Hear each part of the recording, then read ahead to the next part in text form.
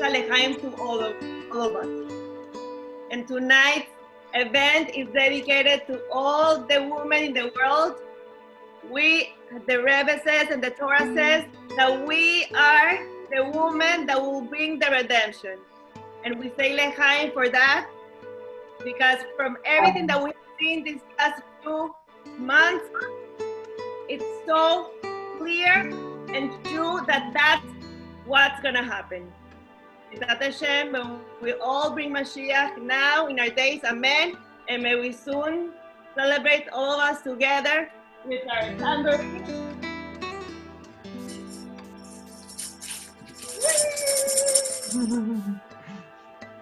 Soon together in our Beit HaMikdash and receiving this Shavuot, receiving the Torah all together.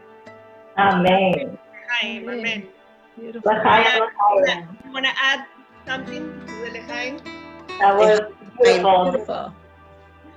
Amen. L'chaim, I forgot. L'chaim to everybody. Baruch Adonai, Olam Borei Pri Hagachim. Amen.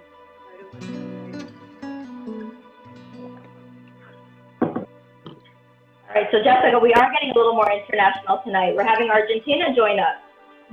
So we have Argentina, New York, Miami. Any other representatives there from somewhere else? I have Las Vegas.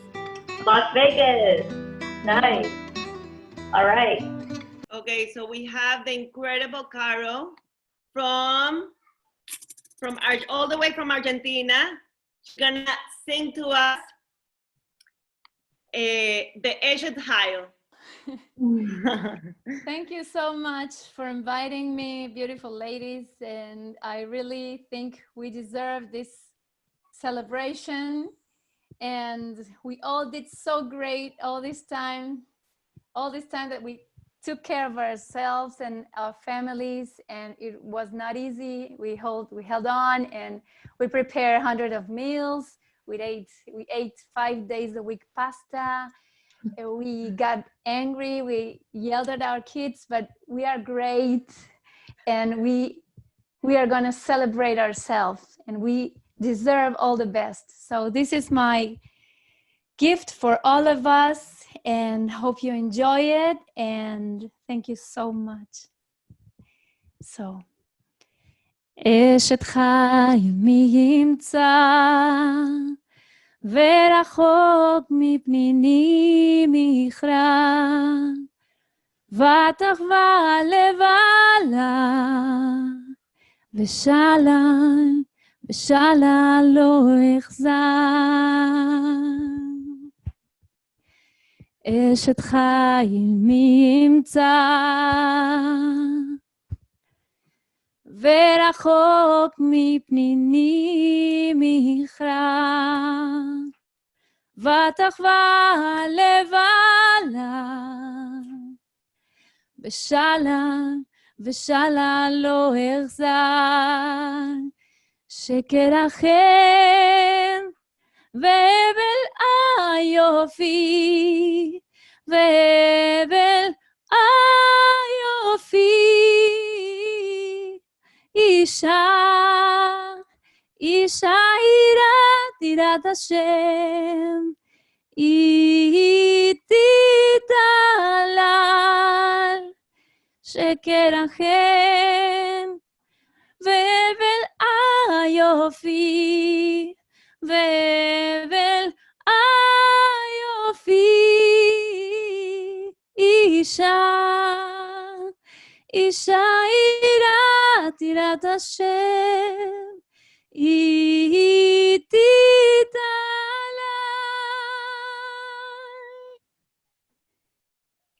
Wow, beautiful.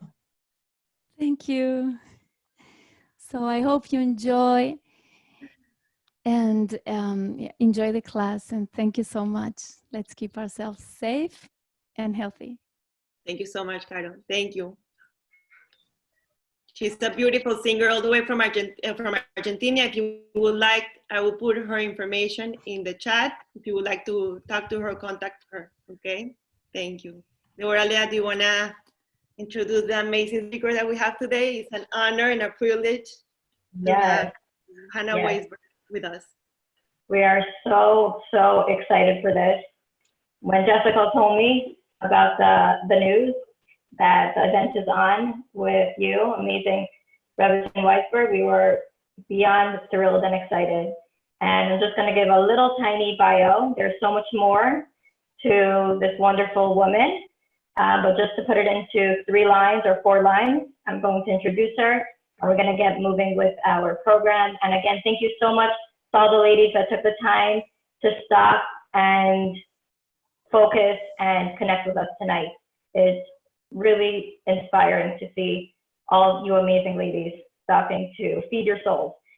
So Mrs. Chana Weisberg is the editor-in-chief of the JewishWoman.org. She lectures internationally on issues relating to women, relationships, meaning, self-esteem, and the Jewish soul. She brings personal warmth, humor, inspiration, and down-to-earth relevance into her talks. She's the author of 7 books, including Tending the Garden, The Unique Gifts of the Jewish Woman, a comprehensive book on womanhood from a mystical perspective, as well as Divine Whispers, stories that speak to the heart and soul. Her latest book, Shabbat Delight, is a 2-volume series on the weekly Torah portion. Beautiful. So without further ado, please take the mic, Mrs. Weisberg. Rebbetzin.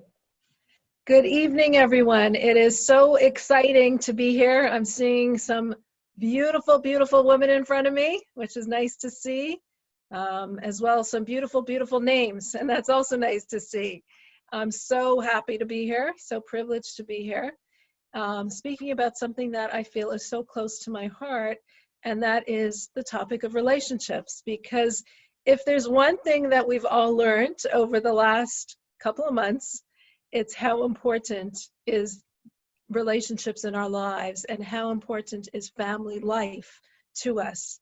Because when we're thrown into a situation where the world is so chaotic, the one thing that we all do have and the one place that we all do turn, everything closes. The stores close, the shows close, the world seems to be closing, but that's when our homes and hearts open.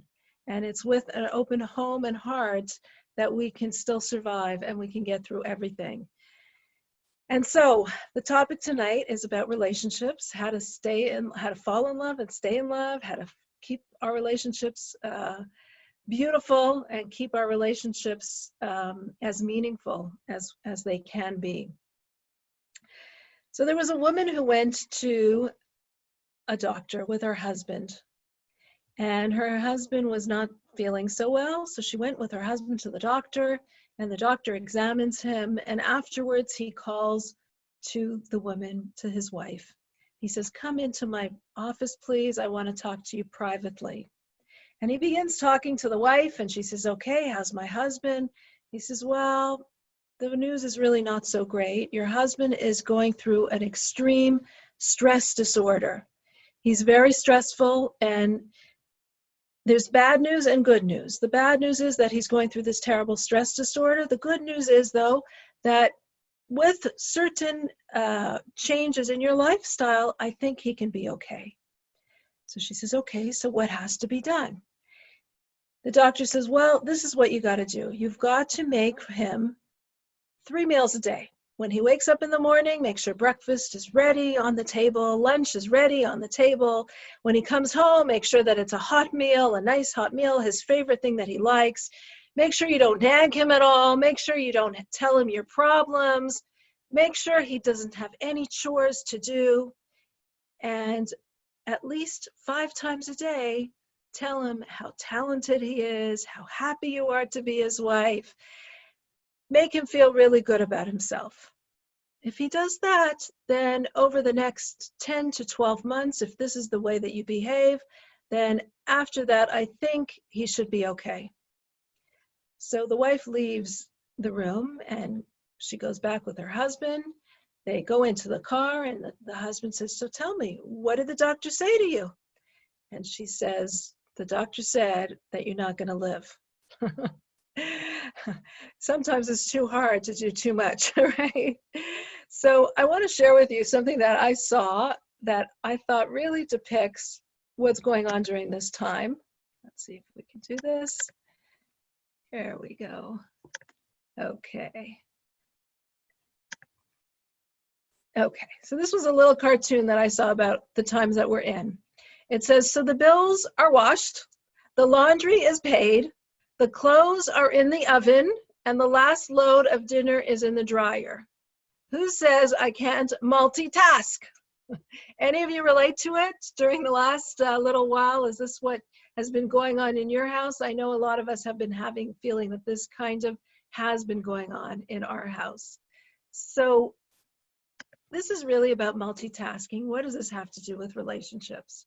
See, the problem is when we try to run our relationships like that, it doesn't work. When we try to multitask our relationships, when we are so busy spending so much time on everything else but our relationships, but putting the effort into our relationships, then that's what happens. The bills are being washed, the money is being washed in the laundry, and everything is going in the wrong way. So when it comes to a relationship, we can't multitask. We have to give it our all. And that's what I want to do, is ask you if you can relate, let's see, how does this go, to any of these. Which is your relationship like? And you don't have to tell me, you don't have to tell anybody, but let's look at this and see which best describes our own relationship. We have on the left-hand side companions and partners. And this is really what we want our relationship to be like, that we should be companions with one another, that we should be partners with one another. This is our goal. On the other hand, sometimes our relationships feel very disconnected, and they feel very much like things are not going well, almost to the point where they're actually painful. And that's not what we want our relationships to be like. So in order to try to make our relationships a little bit more on the left-hand side, we're going to talk a little bit about what is our relationship. So in order to talk about a relationship, I think the first thing that we need to do is define love. What is love? So in Hebrew, the word love, ahava, comes from the root of hav, to give. In order for love to be real, it has to be expressed as an action. It has to be expressed really as a verb. If you love your beloved, then you must show it. By the same token, if you are loved, that will show. So when we talk in Judaism about love, it's not just this thing, this idea, oh, I feel it. I feel such love in my heart. When you feel loved, you need to act the love. You feel that great, tremendous emotional outpouring for another, that's great, but that's not nearly enough. You know, a lot of people say, oh, I love chocolate. Any of you feel that way? You love chocolate?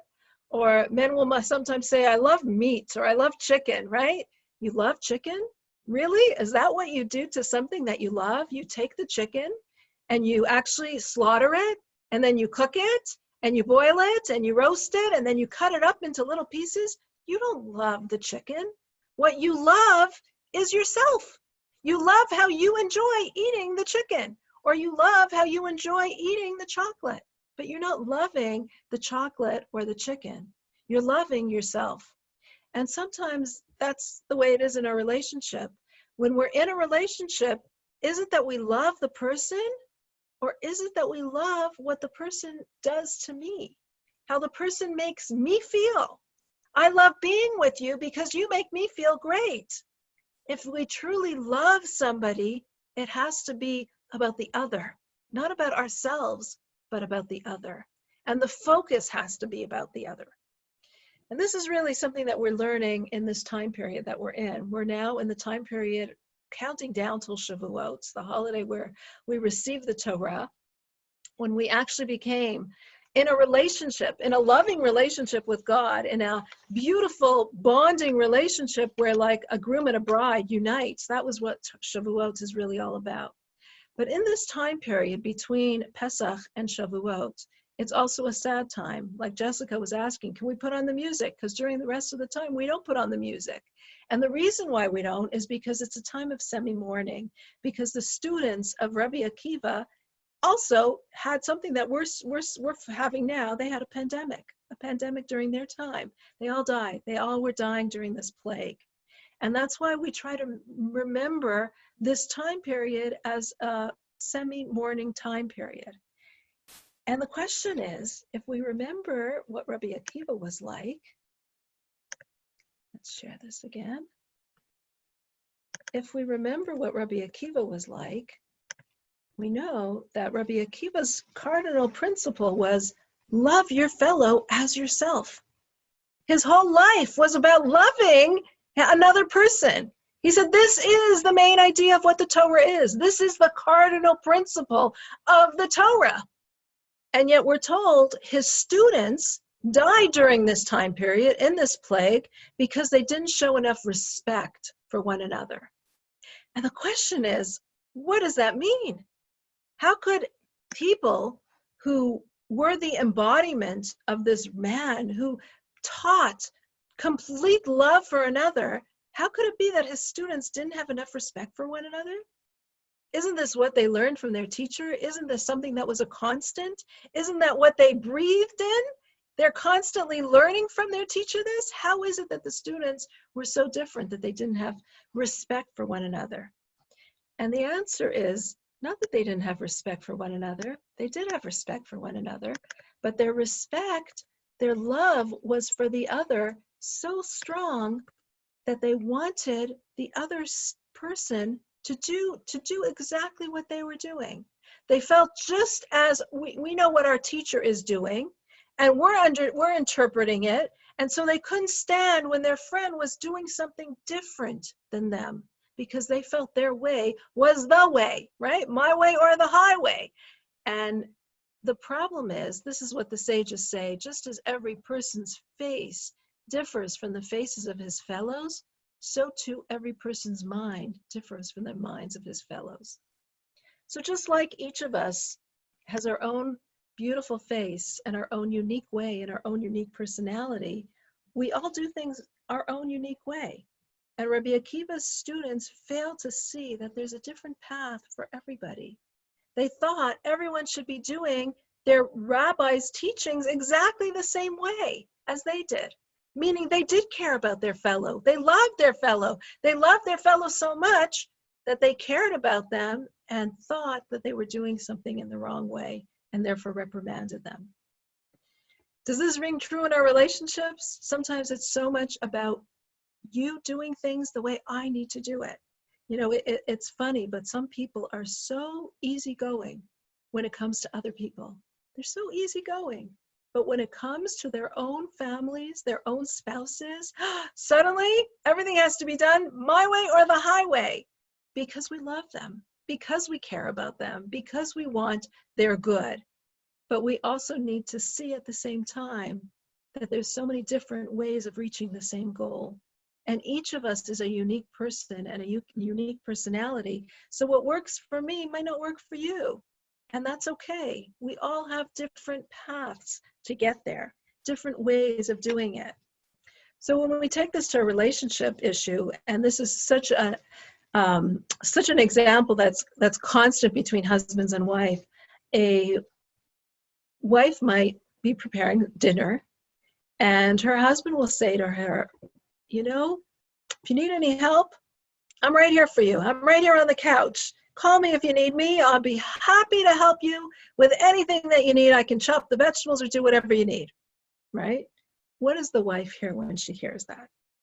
She hears, right now, I want to relax on the couch. If you really, really need me, if you're desperate for my help, then you'll have to come, get me, get my attention, pull me out of my restful peace, and then maybe I'll cut up a few vegetables and act like the biggest martyr ever, right? That's what a wife is hearing. So this is the way that the woman communicates. This is the way the man communicates. On the other hand, when a wife asks her husband, could you clean up the kitchen or whatever, she's thinking when she says clean up the kitchen, that the sink will be spotlessly done, that the couches will all be clean, that the floor will be mopped. And he's thinking, I don't even know what I'm supposed to be doing. Clean up the kitchen? Like, to me, it's like the kitchen looks pretty clean. What do I need to clean up?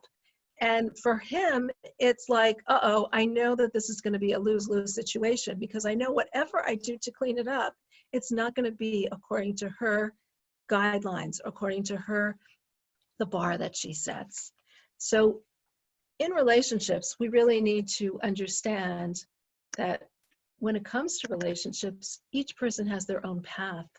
And there's a different way of talking to one another that can accommodate what the other person is feeling. I don't know how many of you have heard of the love languages, but the love languages are exactly that. Each of us has such different love languages that we need to speak. So some people need words of affirmation, some people need physical touch, some people need receiving gifts, some people need quality time, some people need acts of service. But you need to know what is the love language of your spouse or your significant other or the people in your homes, their children, in order to really appreciate what it is that they need. Because it's not good enough to just act the way that you'd want to be acting. You'd want someone to act to you. We need to act in a way that the other person wants.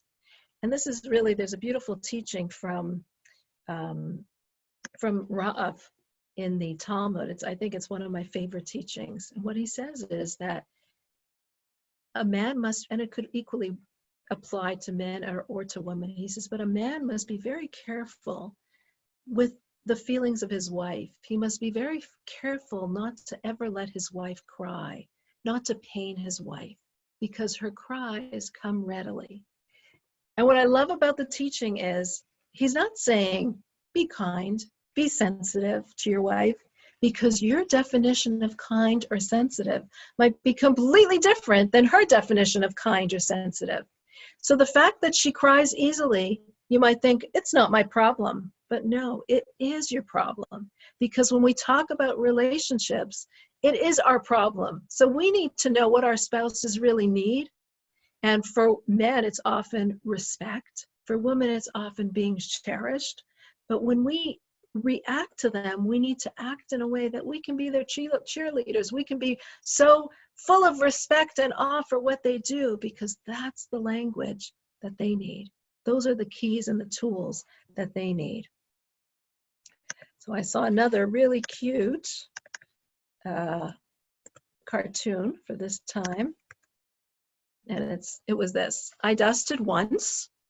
It came back. I'm not falling for that again. Okay? So when it comes to relationships, we can't do that. We can't say, oh, I was nice once. I did it. I'm done. I'm not falling for that again. Relationships need to be constant, constantly renewing it, constantly reaffirming. So I know this husband and wife, where the wife says to the husband, you know, you never tell me you love me. I need to hear that you love me. You never tell me that you love me. And the husband says, what do you mean I never tell you?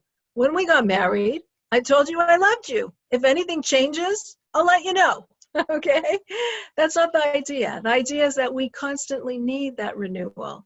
Or I know this wife that says to her husband, you know, you never bought me jewelry. We're married so many years. You never bought me anything. You never bought me jewelry, flowers, nothing.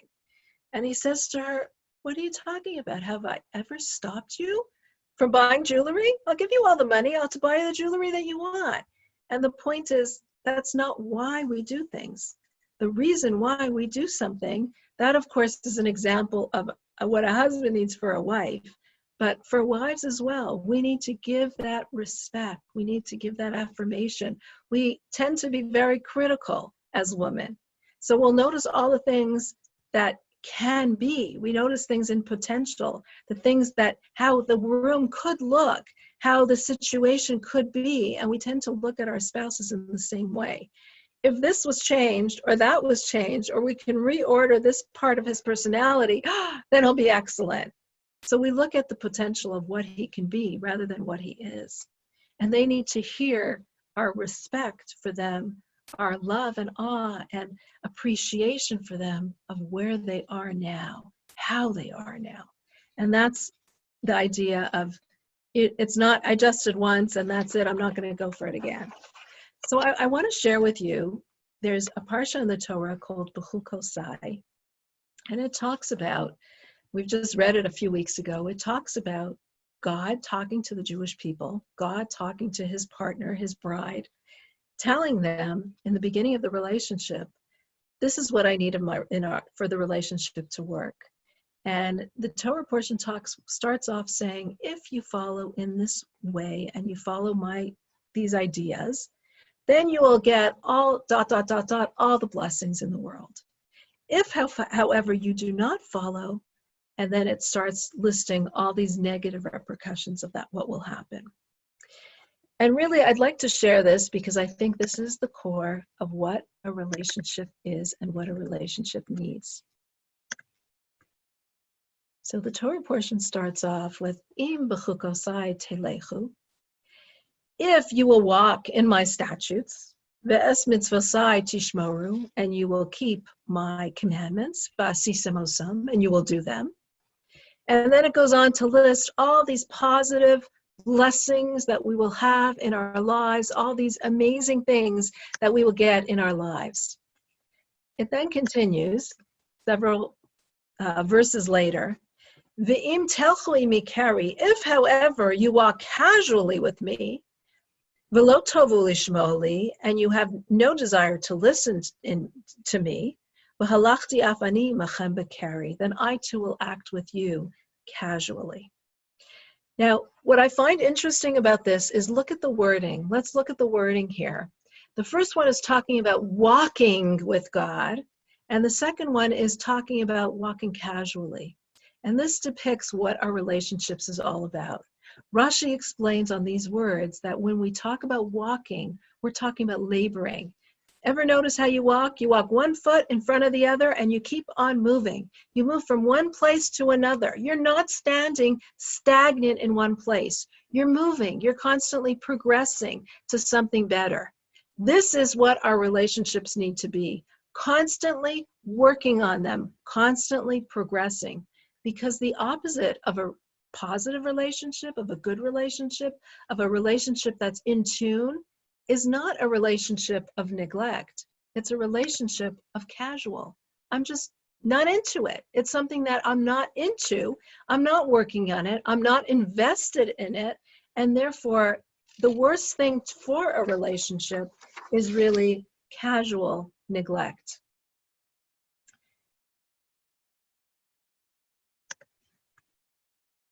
So walking means a constant progression to a new level. When we talk about walking in our relationships, it means laboring in our relationships, investing in our relationships, deepening our relationships, growing in our relationships, going beyond the limitations of your own personal understanding, which is what we were talking about. If I feel something, that doesn't mean that you're feeling that way. If my love language is one way, that doesn't mean that's your love language, but it's going beyond our personal limitations. And spending time thinking how the relationship can actually develop. So walking in our relationships is all about you. That's what we said ahava is. It's all about the other person. It's not about me. It's not about my feelings. It's all about you and investing in a relationship to make it grow. Being casual about our relationships, on the other hand, is being irregular, by chance, in default mode, autopilot, static, stale. It's talking within my time constraints and my perspective. So I'm looking at what I want from this relationship. I'm looking at what time I want to put into it. This and this time is really what I want. And if it's out of my time or out of my comfort, I'm not ready to go there. And it's without thought and effort, because it's all about what works for me. So these are ways that we can think about relationships, make the relationships something that isn't just about me, but it's about what we're creating. It's about a context. It's about something bigger than me, but it's about us. And I think we really have a hard time in our generation really understanding this kind of perspective, because we're so taught to look out for me. But the truth is, when we look out for something bigger than me, we've created something that's so fabulous, so amazing, such a constructive way of living our lives, that it's not just about me, it's about us. And that's a whole new way of growing, to become a whole new person that is a much bigger person than just what I or just what you can be on their own. There was an interesting way of looking at people as well. There was a rabbi who went to the previous Rebbe, and he said that every Jew is like a letter. Well, we could share this as well.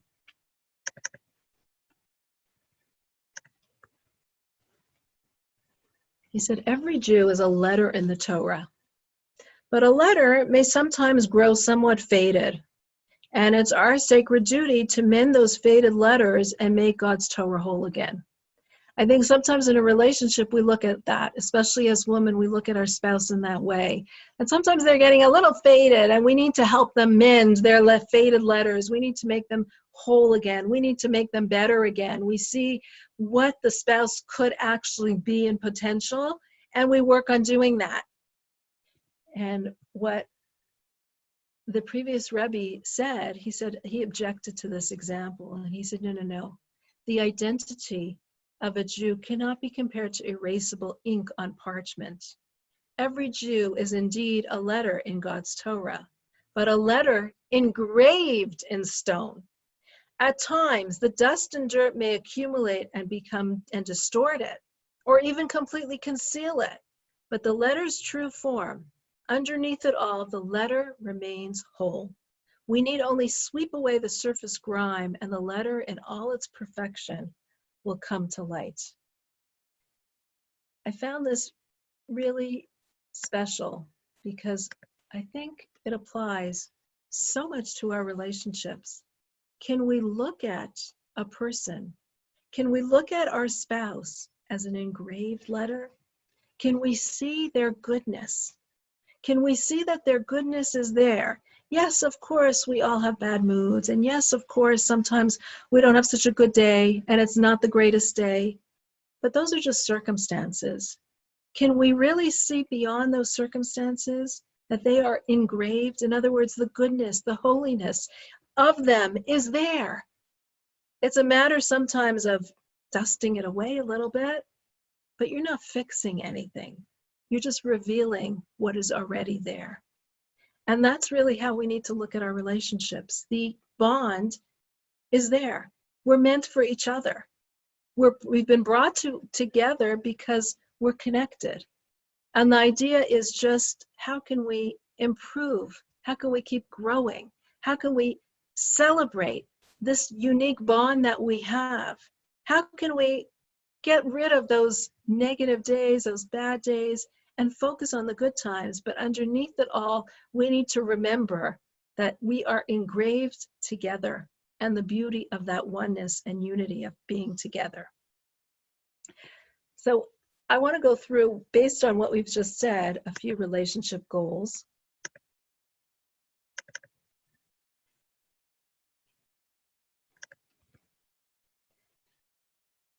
And that is, let's review some of what we've just said. Love, ahava, is about giving. It's not about just a feeling. You need to act on that feeling. Love is about the other, seeing that we all have unique needs and perspectives. Everyone's love language can be different and is different.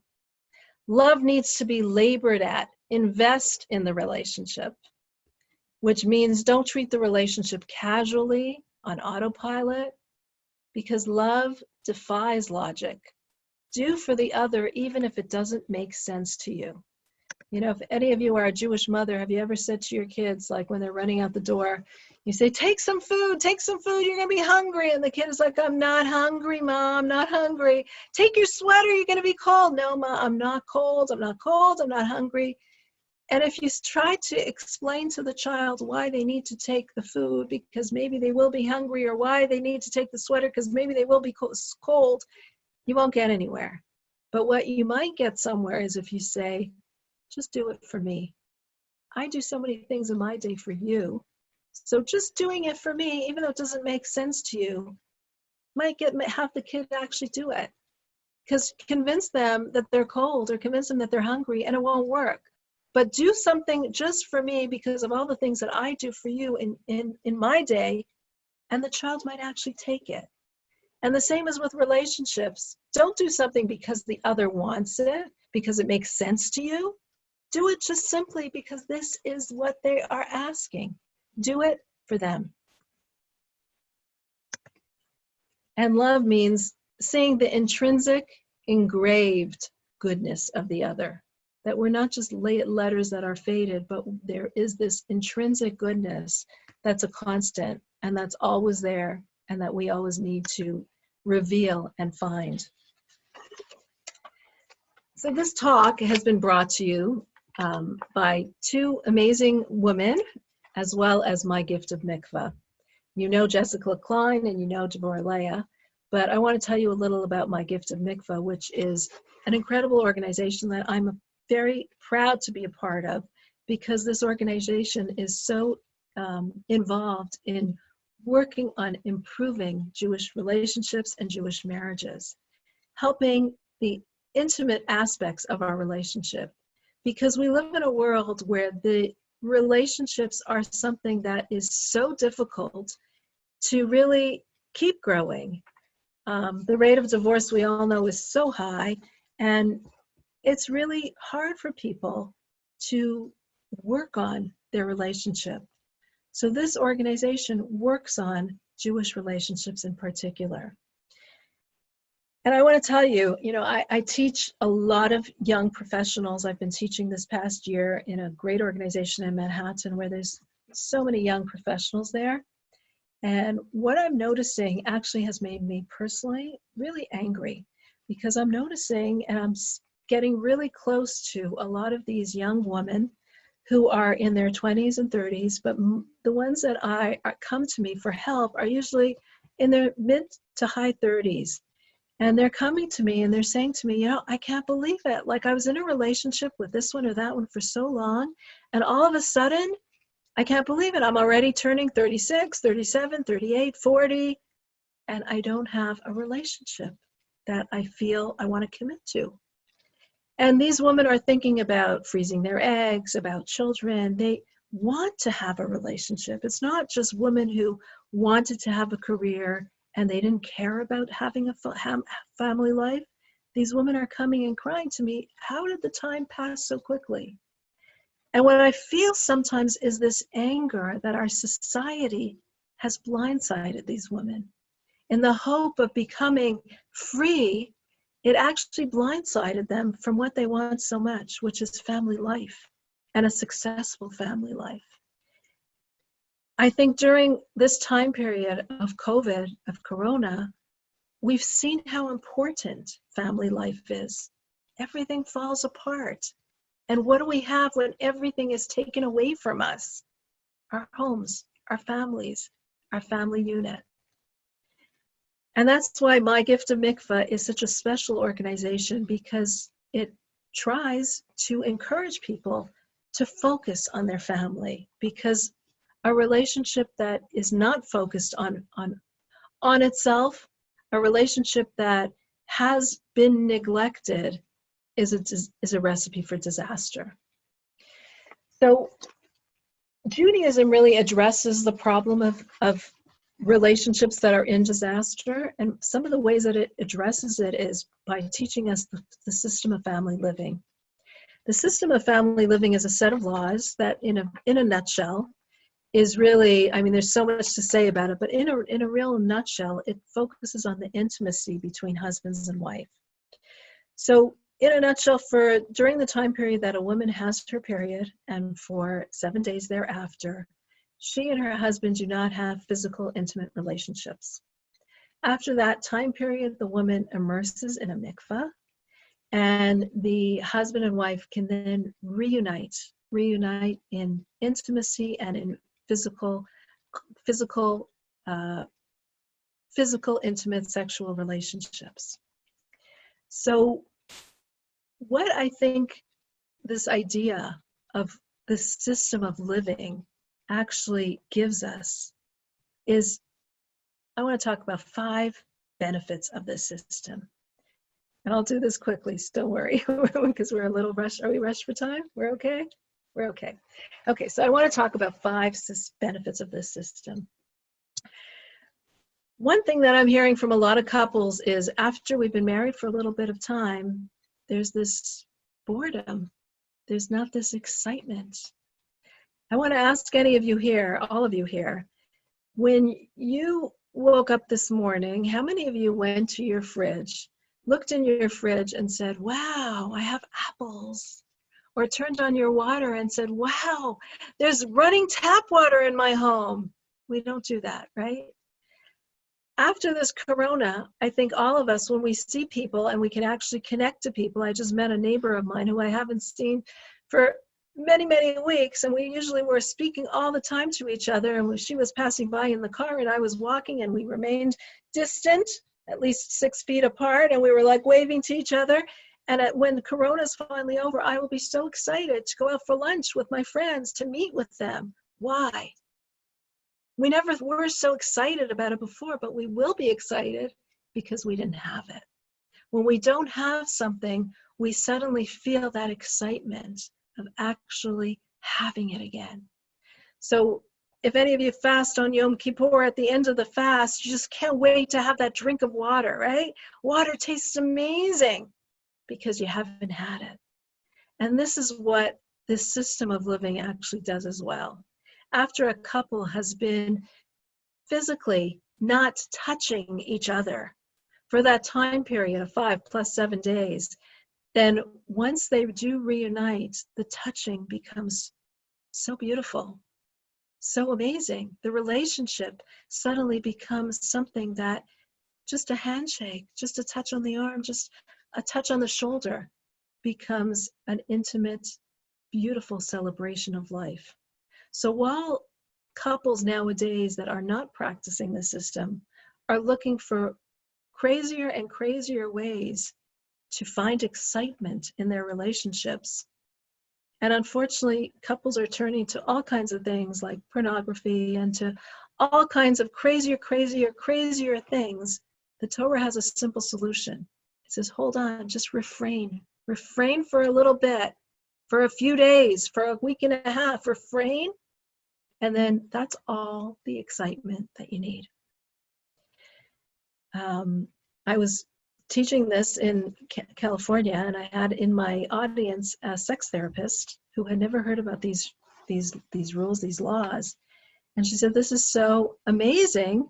This is so amazing. I'm going to be teaching this, like the wisdom that the Torah had such a long time ago. I really need to teach this to many of my clients.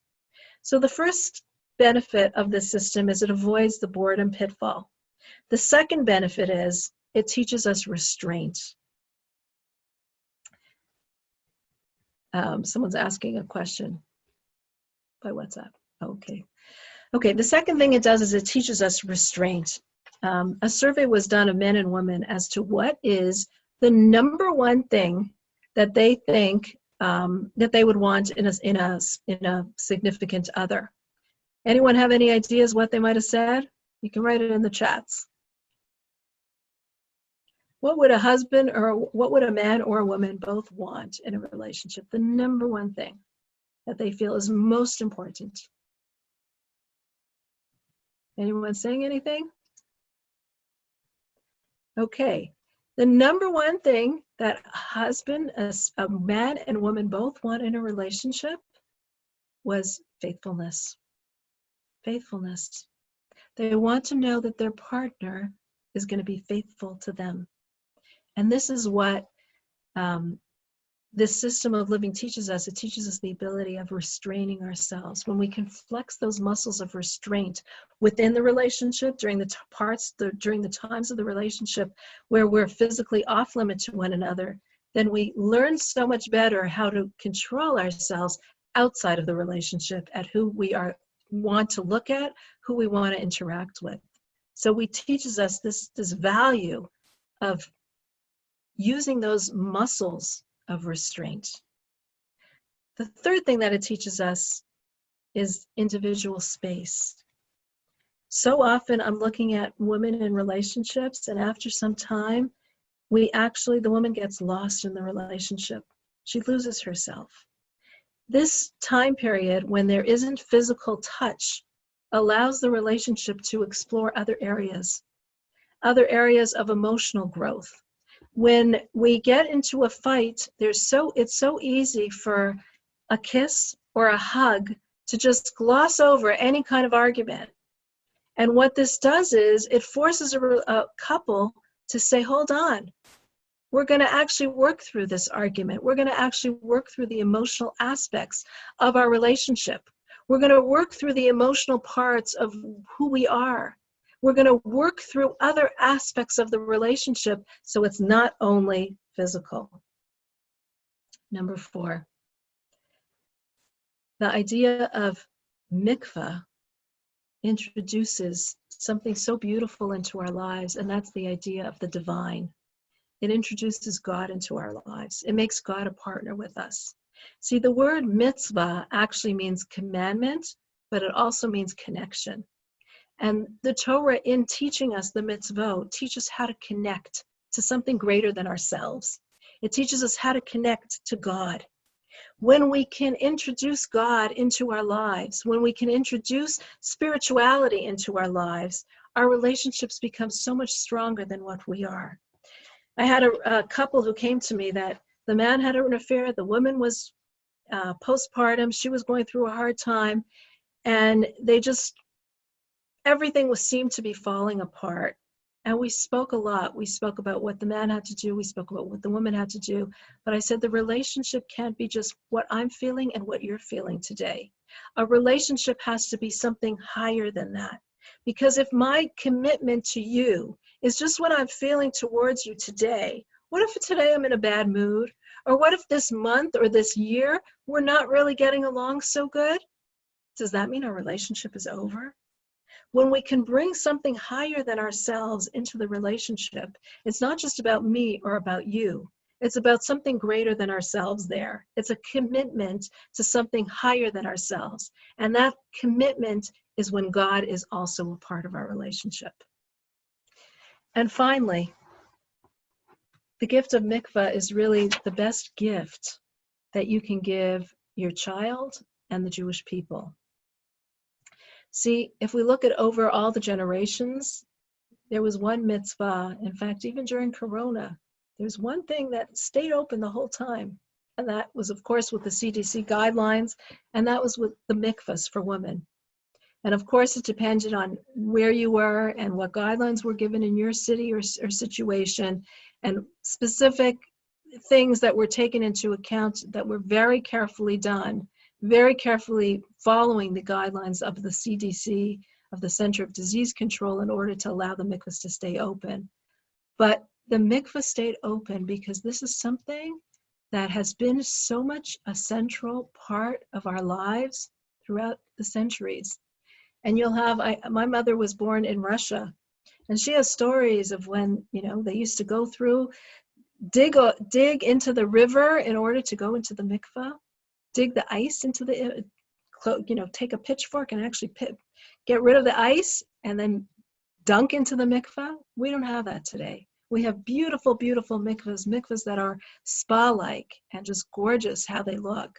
So we don't need to have that self-sacrifice today for the mikvah, but the mikvah is something that throughout the generations, throughout all the times, is the one gift that has always been staying, because this is where family life is created.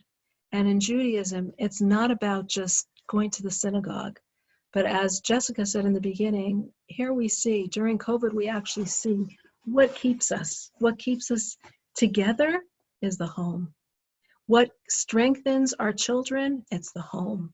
The role of the Jewish woman, the role of each and every single one of you, the role that each of you have taken during this difficult time to really create an environment and an atmosphere that we can all thrive in. And that's really the Jewish view of what is so important. And that's why if you can build a synagogue or you can build a mikvah, we build a mikvah. If you have only funds for one or the other, you build a mikvah. In fact, you can take a Sefer Torah, which is the most precious thing in Judaism, the most precious thing that we have. People will run into buildings that were burning in order to save a Sefer Torah, yet you can take that Sefer Torah and sell it in order to build a mikvah. That's how precious it is to Jewish life. So, to summarize, what I love really about this,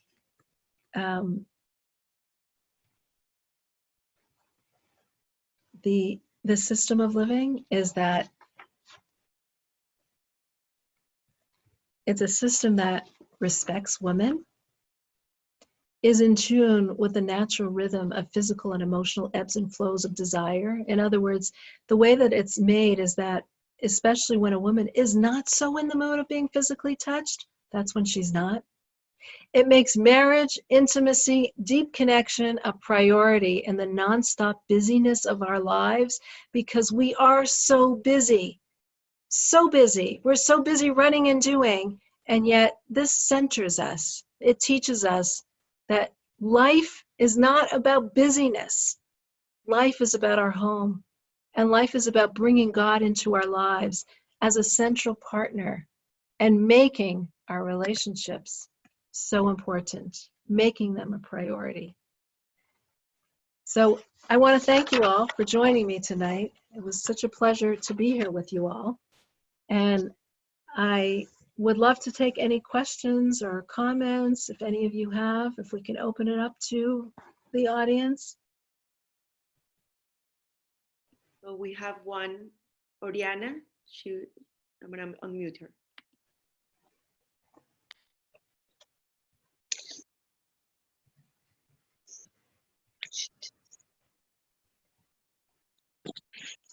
Hi, it's not Ariane, it's her mom. I don't know what my daughter played with Sorry. the phone. So I want to ask you a question.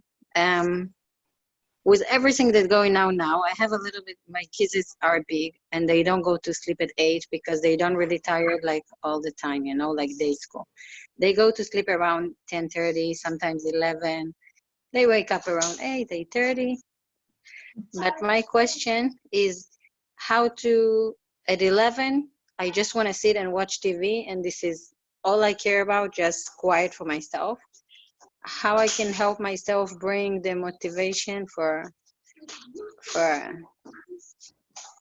build a relationship at 11 p.m., you know? Right. It's a great question. אם אתם לא יוצאים לחדר, אתם מקבלים עונש. Huh? It's a great question. How can you have that motivation? Well, I have teenagers at home, so 11 o'clock is actually early. My teenagers can sometimes go to sleep at 2, 3, 4. I don't even want to know when they're going to sleep. And wake up similarly, you know, except for when they have school. Like on the weekends, that's it.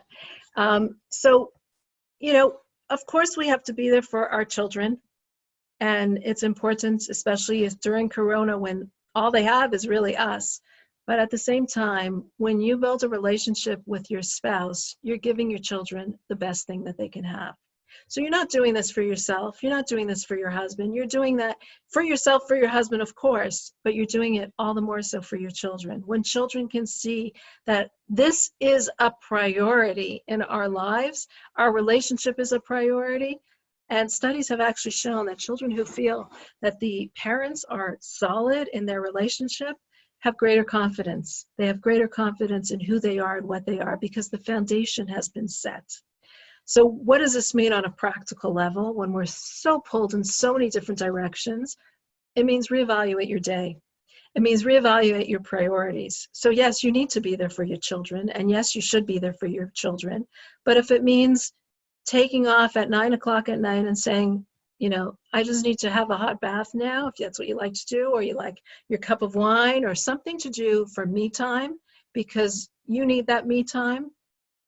And then you can then do the same thing with your husband, us time, after you've had your relaxation, after you've had your separation from your children.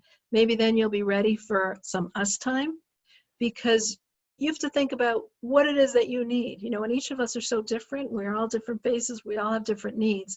But think about what it is that you need, why it is that you're feeling that way, and how can you take away some time from your day to have enough me time that you don't feel like a washed out rag at 11 o'clock at night, and that you are ready and open to have some us time. So if it means stopping, getting away from your children, you know, taking a walk around the block, doing something that you enjoy doing with your spouse, that's what it has to be. So think of different ways that you can rework your day, rework your schedule. So it's not just at the end of the day, oh, I just, you know, I just can't, everyone leave me alone, because that's how a lot of us feel. We need to find that time that we can regroup so that we then can still have some space, mind space and head space and physical space for our spouse. Thank you all for having me. It was so beautiful. Keep warm down there. Keep safe, keep healthy, and let's keep doing mitzvot, because the Jewish woman, we rock, right? There's nothing like us. We hold together our families in the most trying circumstances, and each and every one of you is a hero in doing so.